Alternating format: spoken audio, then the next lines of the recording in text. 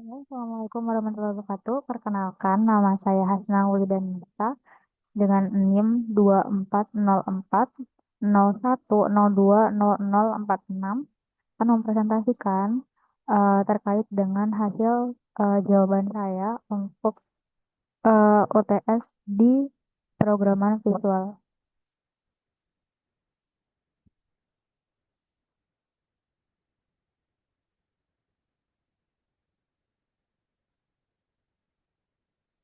Jadi, saya sudah menyelesaikan untuk jawaban ujiannya. Untuk yang pertama, soalnya berupa jelaskan mengenai tiga komponen yang terdapat pada IDE Visual Basic. Nah, untuk yang pertama, di sini ada title bar, yaitu yang berfungsi untuk menampilkan judul project yang sedang dikerjakan. Nah, untuk title bar sendiri itu nanti dia munculnya di sini.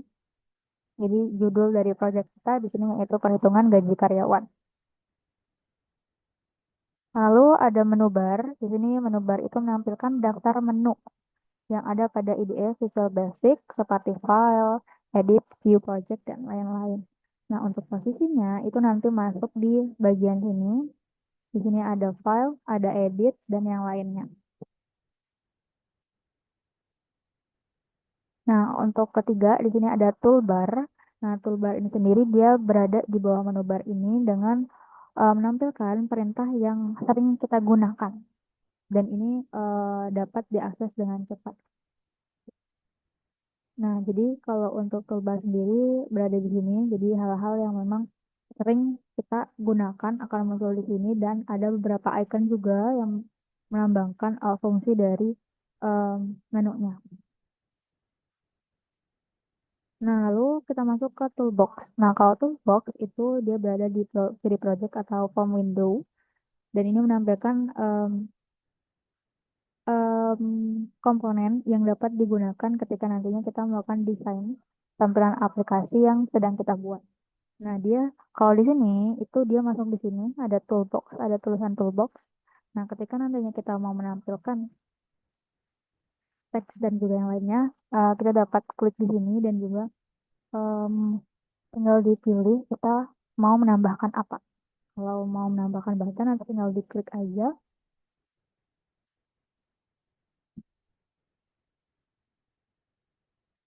Nah, lalu selanjutnya di sini ada Windows Property. Nah, untuk Windows Property sendiri itu dia ada di bagian sini. Ini menampilkan daftar properti apa aja yang dibawa dalam sebuah em, komponen-komponen kita yang ada di dalam desain di sini. Nah, contohnya mungkin di teks ini dia mempunyai banyak banget properti. Juga, contohnya di sini ada background colornya. Nah, ini kita bisa melakukan editing juga di dalam sini, bisa diubah-ubah em, mau kebutuhannya nanti seperti apa. Diubah jadi salmon, itu juga bisa.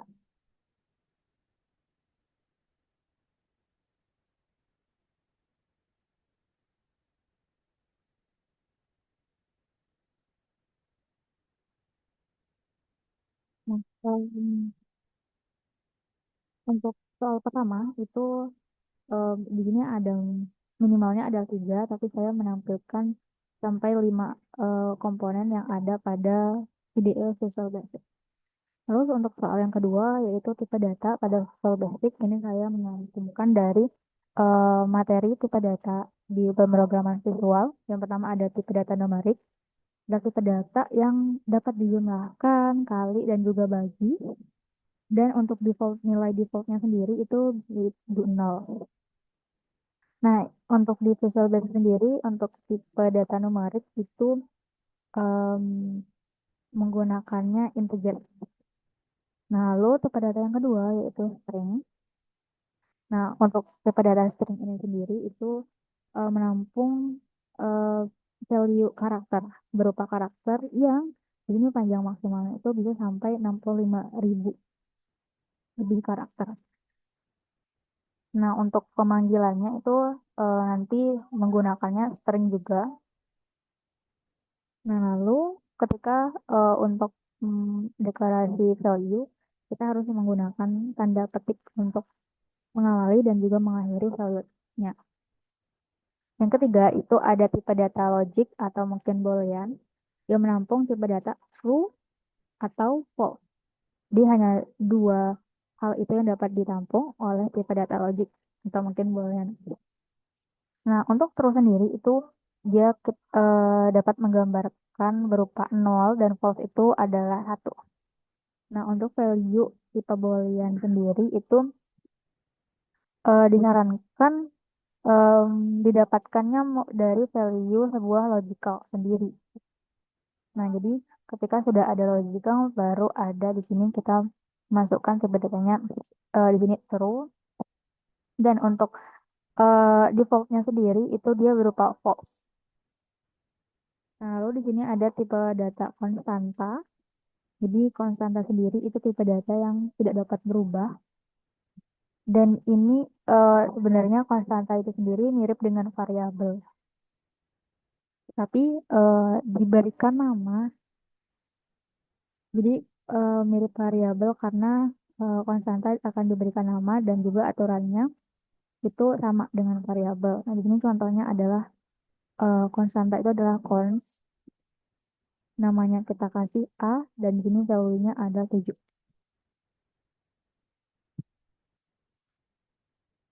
Nah, lalu untuk soal nomor 3, itu adalah sintaks untuk percabangan dan juga perulangan.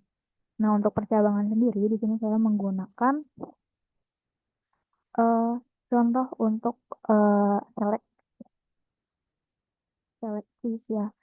Nah, jadi untuk combo box ini adalah drop down.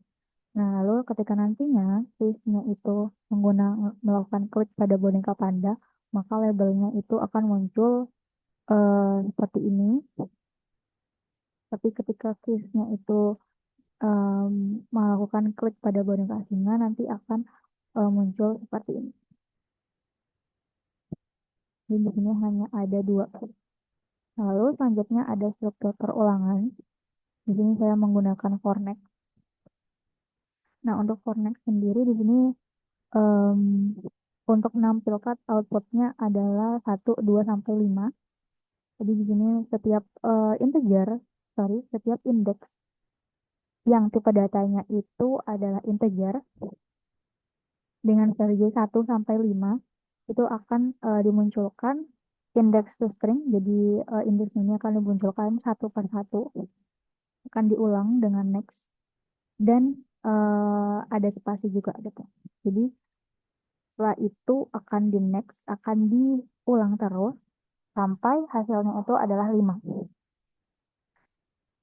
Untuk contohnya seperti itu. Lalu untuk yang keempat itu adalah aplikasi untuk perhitungan gaji karyawan sendiri.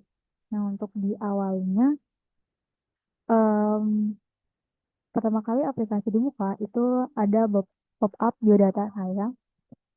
Dan di sini saya akan langsung di play aja dari sini. Nah, ketika pertama kali di play itu akan muncul pop-up informasi data nama saya, nama Zanisa dengan NIM dan juga kelas.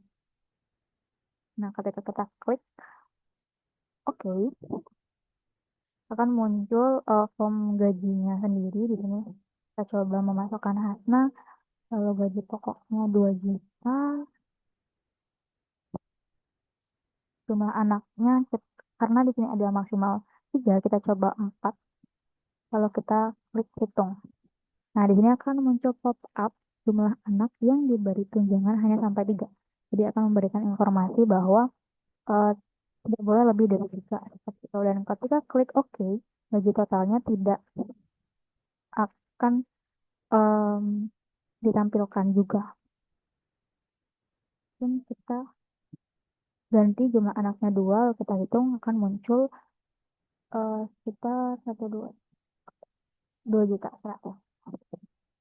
Nah, untuk aplikasinya dapat berjalan seperti ini. Lalu untuk di objeknya sendiri di sini kelas form gaji. Jadi di sini karena name-nya itu juga sudah saya ganti untuk propertiesnya. Namanya berupa berupa form gaji. Jadi untuk objeknya pun berubah menjadi form gaji. Ini kelas form gaji. Nah, untuk di private sub form satu load ini itu untuk menampilkan pop-up yang di awal, menampilkan data nama saya, name dan juga kelas yang berupa pop-up informasi. Lalu di sini kita tambahkan button untuk oke juga. Nah, selanjutnya kita akan deklarasi untuk variabel person. Di sini person berupa array dan tipe datanya di sini objek karena kita mau tipe datanya itu adalah banyak, kita bervariasi. Karena di dalam person ini array itu berisi gaji pokok dan juga nama yang dimana tipe datanya itu berbeda. Kalau gaji pokok itu integer dan juga nama ini sendiri eh, bisa kita ganti ke string. Jadi karena ini dalam satu variabel, jadi kita ubah menjadi objek. Nah, terus di sini ada gaji total juga dengan tipe data integer, jumlah anak dengan tipe data integer. Lalu di dalam objek get input ini kita deklarasikan bahwa person 0 itu nanti masuknya adalah gaji pokok. Terus person 1 ini adalah nama dan jumlah anak ini ya jumlah anak, gitu. Nah, jadi nanti kita gunakan ini untuk mengambil value yang ada di dalam input, label input gitu. Nah, ini kita masuk ke button untuk melakukan hitung total gaji ya. Yang pertama kita deklarasi dulu dari objeknya tadi get input, lalu kita masukkan di sini perkondisian ketika nantinya jumlah anaknya itu lebih dari 3, maka muncullah sebuah message box atau pop-up dengan informasi jumlah anak yang diberi tunjangan hanya sampai 3, dan di sini dia berupa pop-up-nya itu berupa error. Nah, ketika kondisi pertama ini em, tidak sesuai gitu ya, tidak, jadinya kita masuk ke else-nya. Nah, di sini ada masuklah ke rumus di mana gaji total itu akan ditampilkan. Seperti itu. Jadi gaji total di sini tidak akan dijumlahkan rumusnya, tidak dioperasikan rumusnya jika kondisi satu masih ini ya masih terjadi gitu, dan terjadinya ini karena jumlah anaknya itu lebih dari 3. Tapi itu mungkin di sini saya sudah em, mencantumkan screenshot dari desain, lalu ada name, objek, dan juga value dari beberapa hal. Nah, saya juga sudah up di Drive. Lalu terakhir, nanti saya akan mencantumkan link YouTube ketika video ini sudah selesai saya kerjakan. Nah, mungkin itu untuk hasil jawaban OTS saya untuk pemrograman visual. Terima kasih. Assalamualaikum warahmatullahi wabarakatuh.